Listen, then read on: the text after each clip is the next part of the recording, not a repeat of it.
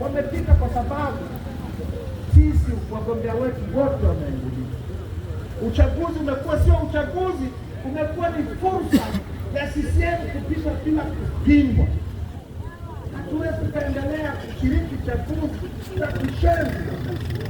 Haiwezekani.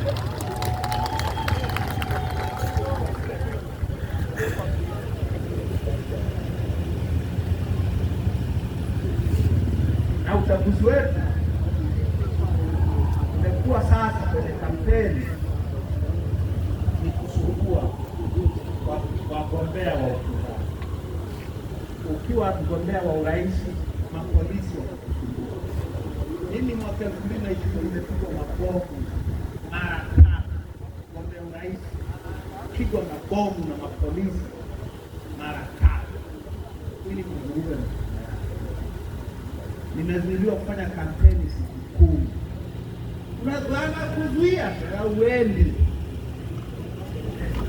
kwa sababu Magufuli alikuwa na shida, wanamtembea mara kwa mara hivi, kwa sababu yeye hafanyi kampeni na wewe ufanye.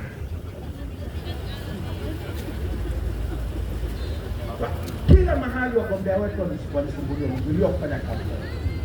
Mheshimiwa Heche, makamu wetu mwenyekiti, alivamiwa kwenye kambi yake, wakamharibia vyombo, wakamuulia mdogo wake.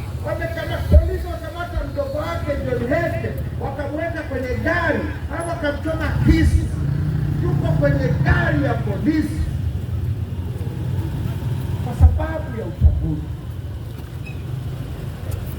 Tunafanyiwa rafu, na ikifika kwenye uwakala, kuapisha mawakala wetu vita, mawakala kuingia kwenye vituo vita, kupata nakala za matokeo vita. Hatutaki kuendelea kupigana vita za mambo ambayo yameruhusiwa kisheria. Ndio maana tunasema no reform, no election. Nanielewa? Kwa sababu hatuwezi kuendelea namna hii. Hatuwezi kuendelea na chaguzi ambazo inabidi tutoe kafara za binadamu. Ndio CCM wakati unaona inabidi tuue watu.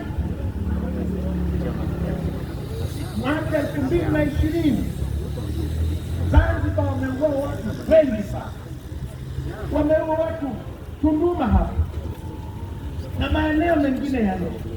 Ili CCM watawale sasa, wanahitaji kafara ya binadamu. Hatuwezi kuendelea namna hii. Ndio maana tunasema no reform, no election. Sasa mabadiliko tunayoyataka ni ya aina gani? Nimalizie kuendelea. Tunataka na kwanza, tunataka mfumo wa uchaguzi ubadilishwe wote. Hatutaki tena tume ya rais kusimamia chaguzi zetu.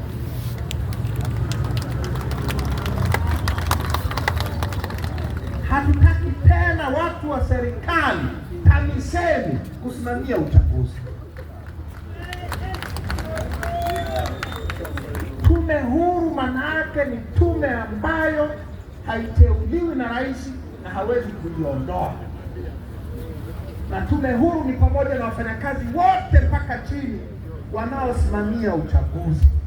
Wakiwa watumishi wa serikali, watalaliwa, watatishiwa, watafanywa nini? Hawatatenda haki. Tunataka watu wasiokuwa watumishi wa serikali. Kwani Zambia hapa wanafanyaje? Malawi wanafanyaje? Wewe unataka kuwa msimamizi wa uchaguzi, unaomba kazi, unaajiriwa na tume, unafanya kazi yako, hakuna mtu wa kukubabaisha. Huku walimu wanasimamia, alafu mkurugenzi anawaambia ole wako kituo chako mpinzani ya chini. Wanapenda ajira zao. Hatutaki tena walimu wakafundishe watoto wetu, sawa sawa, lakini watu wanaosimamia chaguzi wasiwe tena watu wa TAMISEMI, wasiwe tena watu wa rais. Hiyo itakuwa tume huru ya uchaguzi.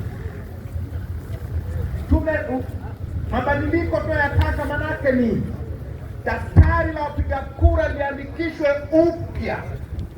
Sasa hivi daftari la wapiga kura limejaa mamilioni ya maruhani na watu wasiokuwepo na watu wasiotakiwa kuwepo. Ndio maana kuna kura feki zinaingizwa na hawa mapolisi kila wakati wa uchaguzi. Daftari la wapiga kura liandikishwe upya, na vyama vya upinzani na wapiga kura wawe na uwezo wa kuchunguza, sio tu majina yanayobandikwa ukutani, wawe na uwezo wa kuchunguza kwenye seva wanapotunzia hayo majina, kuna majina mangapi wanayoonyesha, sio walionayo yote wanapotunzia hizo data zao. Tunataka uwazi katika kila hatua ya utayarishaji wa daftari la wapiga kura. Tujue huko wanapotunzia wapiga kura wako wangapi, ili tuhakikishe hawa waliobandikwa kwenye ukuta ni sahihi au sio sahihi. Jambo la tatu, hatutaki tena utaratibu wa kisheria unaoruhusu wagombea kuenguliwa.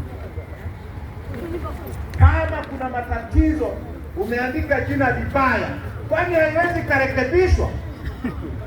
Kama umekosea muhuri,